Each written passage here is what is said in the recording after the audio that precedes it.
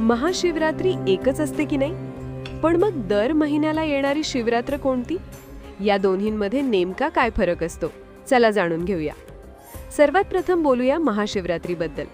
ही वर्षातून फक्त एकदाच माघ महिन्यातल्या कृष्ण पक्षाच्या चतुर्दशी तिथीला येते. धार्मिक मान्यतेनुसार याच दिवशी भगवान शिव आणि माता पार्वती यांचं लग्न झालं होतं.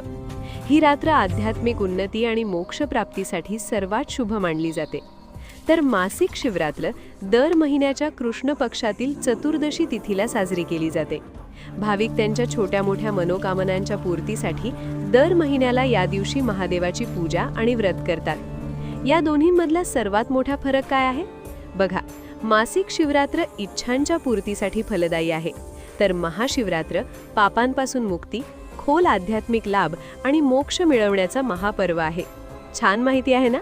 जर तुम्हाला हा व्हिडिओ आवडला तर कमेंटमध्ये हर हर महादेव लिहा आणि अशाच माहितीसाठी मराठी लाईफ गाईडला आत्ताच फॉलो करा.